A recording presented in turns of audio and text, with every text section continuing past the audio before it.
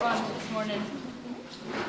Right, so we're now using the Hive project, and we are the pollinators. From moving on from what we did yesterday, we're looking to sustainable transportation, that's that. Sustainable service. So we've moved on to how we can actually implement that into the community. So we're looking into connections, convenience, things like that. Moving into daily reminders of how this is, and then moved on into our personas to figure out who we need to actually aim our service at. So we're looking at ideas of how you would sort of connect communities through a sustainable service, and we're looking at growth in food. So we kind of thought of a few different people that might be interested in connecting in different ways. We have, a mother, children, a couple of different types of retired people, people that are active, people that are less active, how they might be able to share their skills or how they might be able to get involved with each other, a student, business people. So we wondered where would be the best place to kind of discuss ideas about growth and about food and about sharing skills in that sort of an area. So we went up to... We went up to the allotments, Scott Street, and we started interviewing people from different backgrounds, and from mothers to just the personas, and we find very interesting responses from all these questions we do. Yeah, I think what was really interesting is we kind of came up with these personas, and whether it was luck or not, because it's a sunny day, we found a lot of these people in the allotments. So first of all was Mike, who was kind of part of the committee, and he's about 70. He's kind of an atypical, perfect guy, not personally, but because he's had an interest in gardening since he was 5 years old. He's been doing it since then. He's been involved in the allotments for a long, long time, and is involved in a lot of community groups and thinking about how he can include people. But then we met this family. I don't know, there's this picture of this really cheeky little boy. It was a family, and they just got the allotment at the end of last year, and they really hadn't done anything. So this was kind of one of the first days that they got there.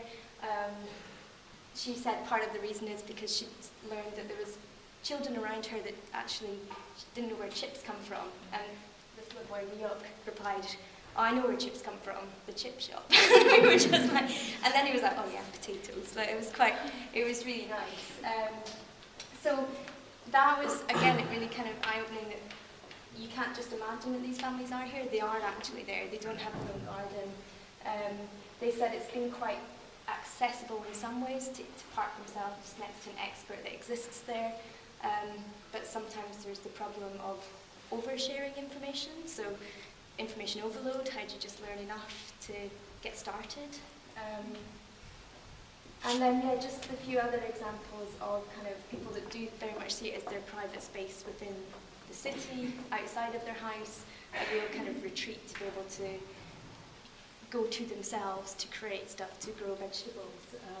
And I think the other one, which was just, it showed the real example, was the retired guy who did grow a lot of vegetables himself and actually used it to pretty much feed his family of 5 children. That was his daughter and her 5 children. Yeah, to keep them in kind of vegetables all year round. So that was quite fascinating. It kind of confirmed what we hoped to find, which was this kind of growing community of growers and people within the city. And I think the next step was to think about how we can connect that knowledge that exists to potentially people that maybe want to get started in growing their own vegetables and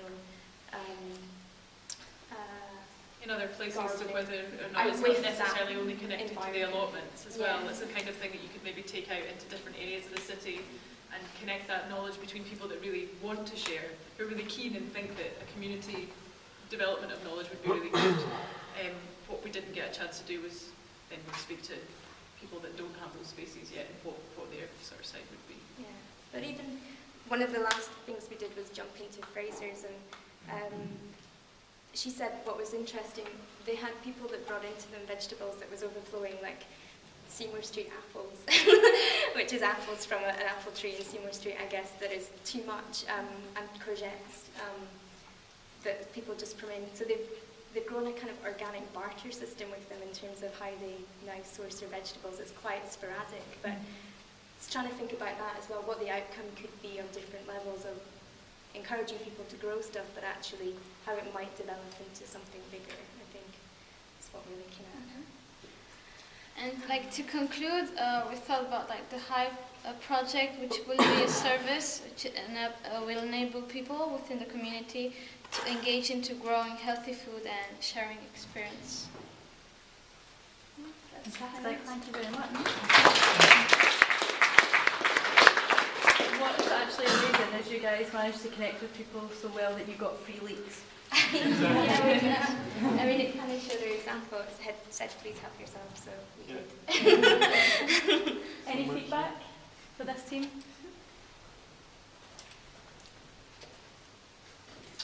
We've got a very similar theme. We're in food, so we looked at almost exactly the same sort of stuff, although we're coming at a slightly different angle. But we also went into Fraser's and spoke to Fraser's mother. You told us. So, yeah, So we'll maybe, have to have a chat. yeah, you guys Yeah, need to connect with each other and share your information. There's also a team in Belfast who would love to speak to both of you, and you can connect with them as well. They've got some ideas about food, which is really interesting.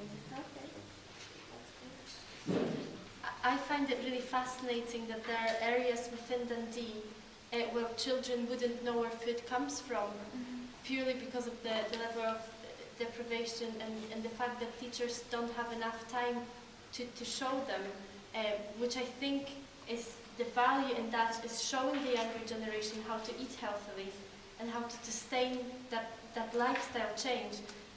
I'm really looking forward to seeing more from you. Go on site and do that. Just learn how to grow your own food. Thanks very much, guys. Okay.